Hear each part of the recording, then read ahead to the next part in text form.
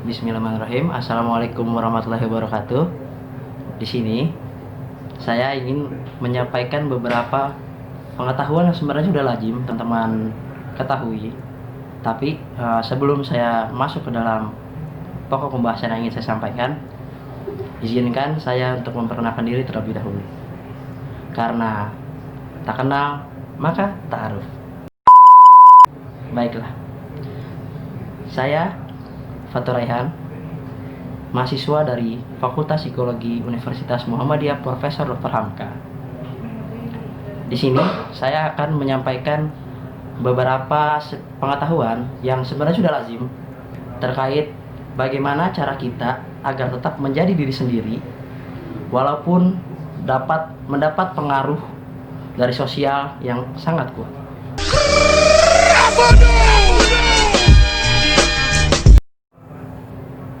Oke, baik. Awalnya di sini saya akan menyampaikan dulu beberapa teori psikologi terkait pengaruh sosial terhadap perilaku. Yang biasa atau paling akrab orang-orang awam ketahui itu terkait konformitas. Konformitas sendiri itu adalah perubahan perilaku atau sikap akibat adanya tekanan sosial yang didapat dari kelompok agar memiliki norma atau nilai yang sesuai dengan kelompok. Itu konformitas. Sedangkan beberapa teori perubahan sosial yang lain itu salah satunya ada social facilitation. Itu adalah bagaimana bagaimana sikap individu meningkat ataupun sebaliknya ketika di dalam kelompok. Namun ketika ada di luar kelompok, kecenderungan usaha yang dikeluarkan dari individu agak sedikit lebih kecil. Dan teori perilaku sosial yang lainnya ada yang dikenal oleh social loving atau lebih akrab disebut dengan pemalasan sosial. Kalau pemalasan sosial sendiri ini itu menurunnya aktivitas individu saat merasakan kehadiran orang lain, seperti masuk ke dalam suatu kelompok yang pembagian tugasnya itu tidak jelas, atau masuk ke dalam kelompok yang konteksnya saling mengandalkan.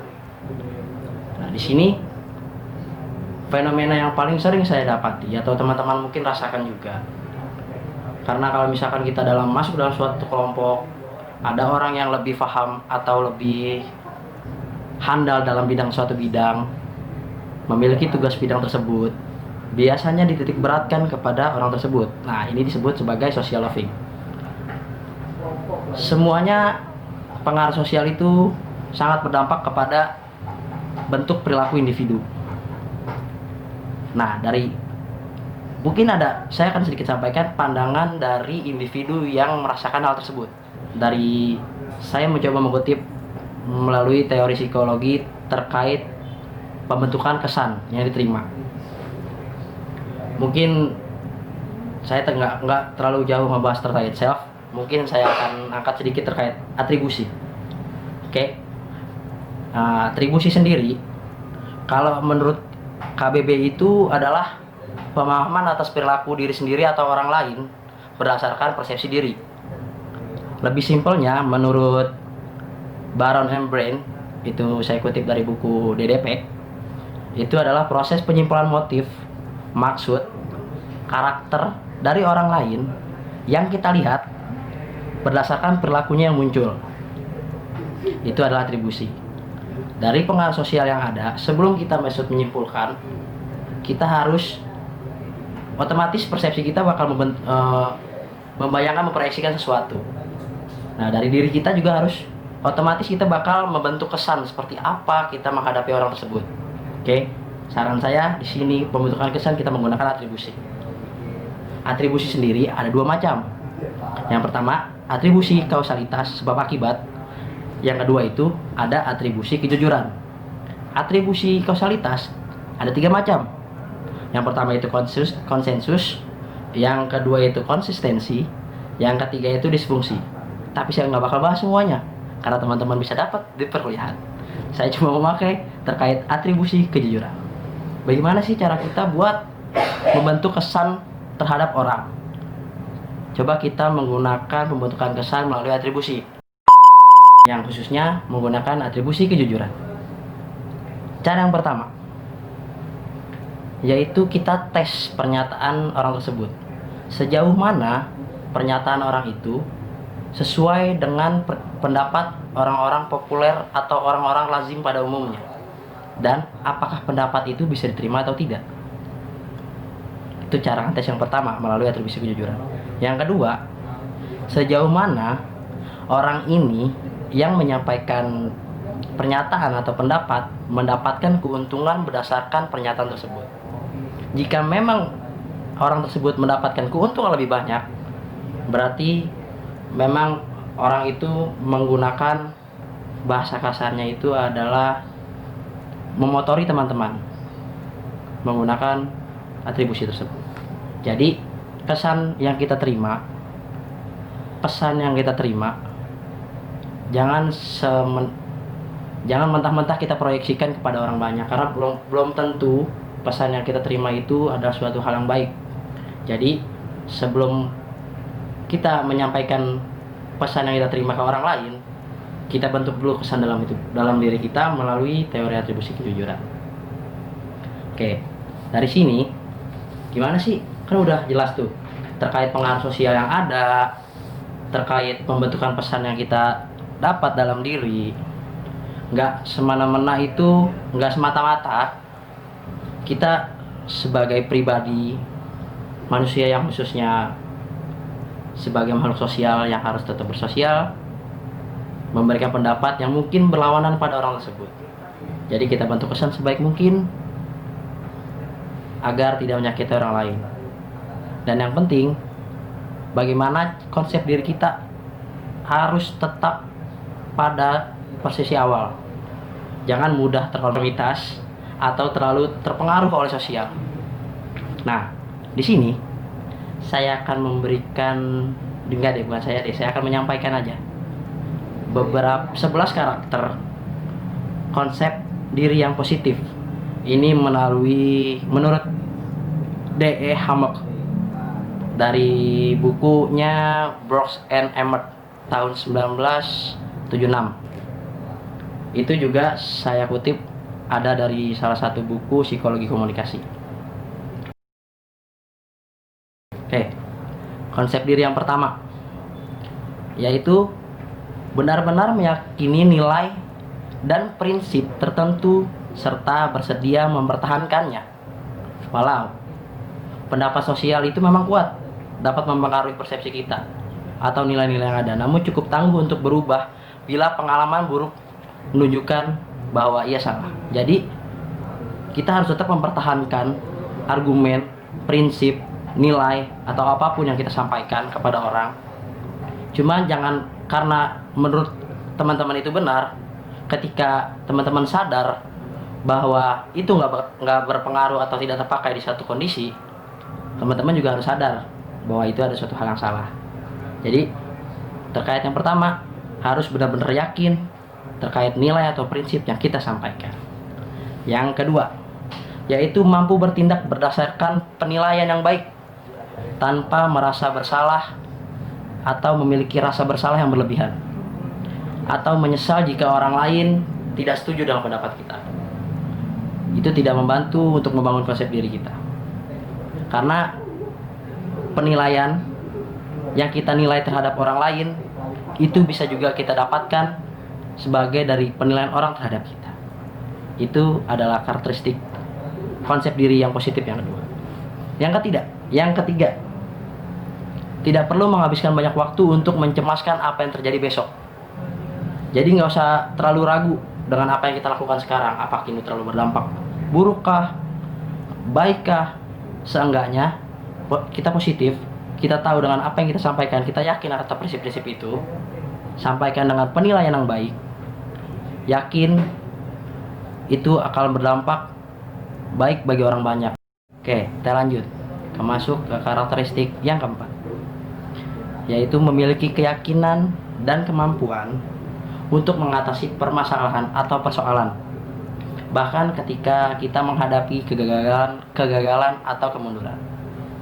Karena orang yang bijak berani menghadapi sesuatu tanpa takut salah atau gagal. Sama dengan karakter sebelumnya, kalau emang itu gagal, itu bakal jadi bahan evaluasi. Karakteristik yang kelima, yaitu merasa sama dengan orang lain. Jangan pernah merasa lebih tinggi ataupun lebih rendah, karena di mata Tuhan kita itu semua sama. Yang penting tetap lakukan yang terbaik apapun yang terjadi. Karakteristik yang keenam, sanggup menerima diri sebagai orang yang penting atau orang yang bernilai bagi orang lain, minimal bagi keluarga atau sahabat, karena itu membantu membangun konsep diri dan kepercayaan diri kita. Karena kita harus sadar kalau kita diciptakan sebagai manusia, sebagai khalifah di muka bumi, karena kita itu benar-benar bernilai di mata Tuhan dan di mata orang banyak. Selanjutnya, yang ketujuh, dapat menerima pujian tanpa berpura-pura rendah hati. Gak usah speak merendah untuk meroket tuh gak penting. Kalau emang kita dipuji, kita terima. Tapi kita juga tetap harus dapat menerima penghargaan dari orang tanpa merasa bersalah. Karena di saat kita mendapatkan penghargaan dari orang atau dari suatu institusi, karena berarti kalian memang berhak untuk mendapatkannya. Kalian mungkin punya kemampuan atau berkompeten di sana. Jadi terima sesuai dengan apa yang telah kita dapatkan. Yang kedelapan, cenderung untuk menolak usaha atau bantuan dari orang lain yang konteksnya mendominasi. Kenapa? Karena ketika kita menerima bantuan dari orang lain yang konteksnya mendominasi, otomatis kita bakal, kebiasaan manusia pada umumnya itu bakal melimpahkan apa yang kesulitan kita alami ke orang tersebut. Menurut konsep diri itu kurang baik, karena membantu itu lebih mulia daripada kita mendominasi untuk membantu orang lain. Seperti itu. Konsep yang selanjutnya, yang kesembilan, sanggup mengaku atau mengungkapkan ketika kita sedang merasakan berbagai dorongan, keinginan, perasaan, cinta, dari sedih sampai bahagia, dari kecewa sampai puas. Kita harus mampu mengungkapkan hal itu. Kenapa? Untuk membangun konsep diri perlu ada kejujuran. Tinggal kepada siapa dan di mana kita menyampaikannya. Itu juga bakal pengaruh terhadap konsep diri yang positif kita. Yang selanjutnya, konsep diri positif yang ke-10. Mampu menikmati diri secara utuh dari berbagai kegiatan, entah dari pekerjaan, permainan, kegiatan, organisasi, ungkapan diri yang kreatif, persahabatan, atau sekadar mengisi waktu luang. Karena me time itu juga penting bagi kita, sob. Oke? Gak usah muluk-muluk. Seenggaknya kita bisa mengekspresikan atau meluapkan apa yang sedang kita rasakan. Konsep diri positif yang terakhir, yang ke-11. Peka pada kebutuhan orang lain. Kebiasaan sosial yang sering dilakukan, dan terutama pada gagasan-gagasan bahwa jangan senang-senang di atas penderitaan orang lain. Peka terhadap orang lain. Jadi nggak usah ngebantu kalau diminta. Nggak usah sok care ketika orang lagi ada permasalahan yang sebenarnya kita nggak perlu campur tangan. Peka aja. Kalian pasti tahu di mana ranah yang tepat untuk kita melakukan sesuatu. Begitu. Karena intinya konsep diri itu penting buat membantu kita dalam bersosial. Karena pengaruh sosial itu kuat. Pengaruh sosial itu kuat. buat merubah perilaku kita, bagaimanapun bentuknya, dan tetap berperilaku baik melalui konsep diri yang positif. Karena di Al-Quran pun tertulis di surat Az-Zalzalah ayat 7, yang artinya, maka barang siapa yang mengerjakan kebaikan sebiji zarah, niscaya dia bakal melihat kebaikan di surga, insya Allah. Mungkin cukup sekian yang bisa saya sampaikan. Kurang lebihnya mohon maaf. Kekurangan datangnya dari saya, kebaikan datangnya dari Allah. Billahi fisabilillah, fastabihul khairat. Assalamualaikum warahmatullahi wabarakatuh.